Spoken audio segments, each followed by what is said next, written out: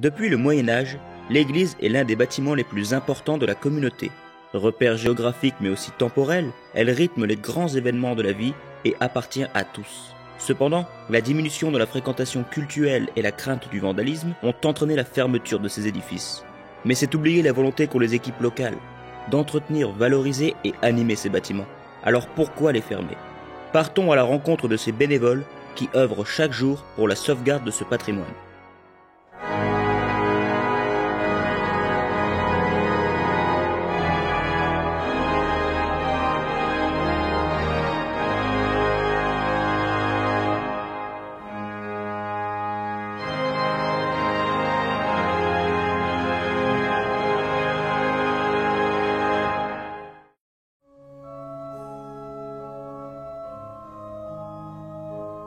Avant d'adhérer au réseau Église ouverte, la collégiale Saint-Omer de Lillers était traditionnellement ouverte le jour du culte des rassemblements religieux et également dans le cadre des Journées du patrimoine, initiées par la ville en partenariat avec l'association Les Amis du patrimoine, ouverte également lors de la Nuit des Églises et ouverte par la paroisse le samedi matin à l'occasion du marché et aussi lors de visites organisées par l'Office de tourisme du Lillerrois à l'époque, devenu Office intercommunal maintenant.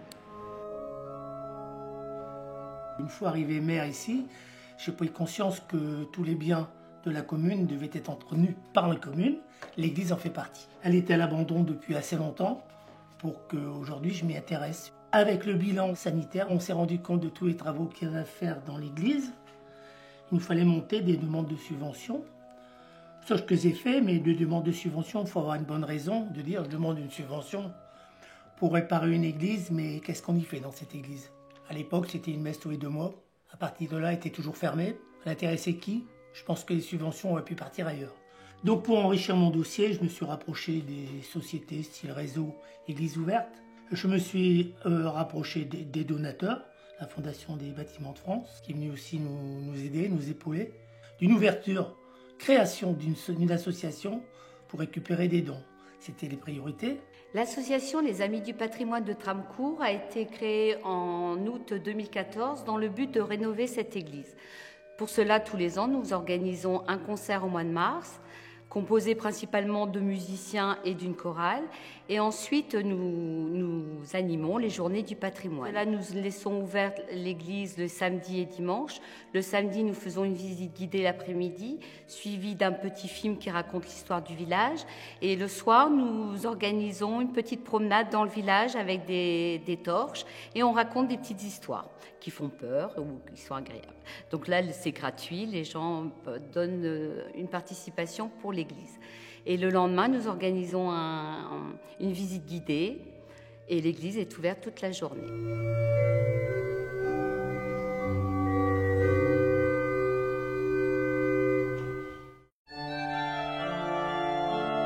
Nous avons adhéré au réseau Église ouverte en juin 2017 et l'église est ouverte à toutes les populations de Lillers et au-delà à partir du 3e week-end de juin jusqu'au 3e week-end de septembre.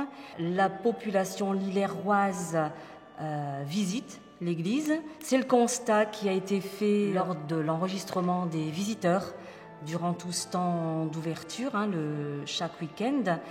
Et au-delà de Lillers, y compris des pays étrangers.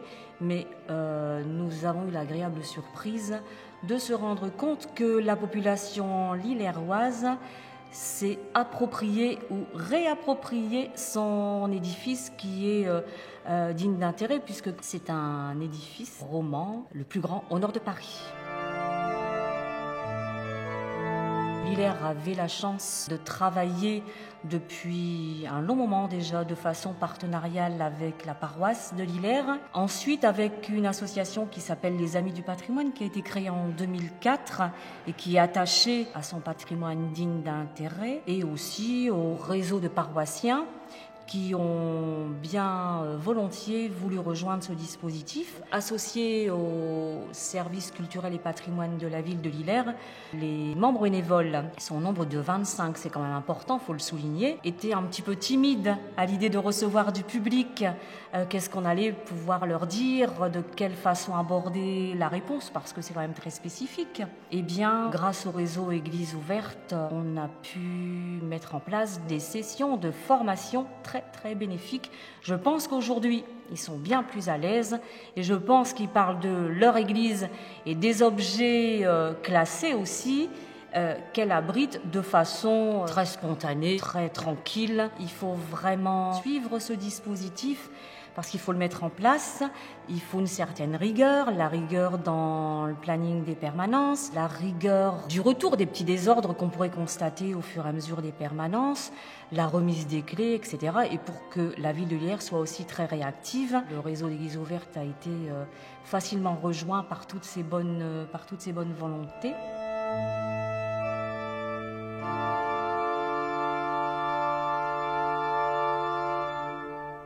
Ce qui me plaît, le fait d'ouvrir mon église, c'est de voir défiler des gens et puis qu'ils puissent rentrer.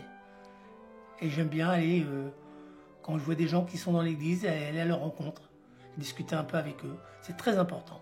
On a fait ce qu'il fallait pour la rendre encore plus accueillante maintenant, on s'y est intéressé. Beaucoup plus de monde y passe, elle est ouverte régulièrement, elle est fleurie de fleurs fraîches plutôt qu'artificielles auparavant, nettoyée régulièrement. C'est tout ce que je souhaitais et aujourd'hui j'ai une bonne raison de dire je peux prétendre à mes subventions. Nous sommes plus crédibles vis-à-vis des personnes qui nous donnent leur soutien et puis pour avoir des prêts pour nous aider à rénover cette église. Et nous avons eu la chance de pouvoir participer au concours du Pèlerin Magazine au mois de mars et nous avons gagné le premier prix. L'ouvrir à un maximum de personnes pour découvrir l'âme qu'elle dégage. Moi, c'est ce qui me plaît le plus dans cette église, c'est l'âme. Mais je pense que d'adhérer au réseau Église ouverte, c'est une autre ouverture d'esprit. Les croyants, les incroyants peuvent se rejoindre dans cet édifice. Il y a du partage, il y a du rassemblement, il y a de la vie dans ce lieu.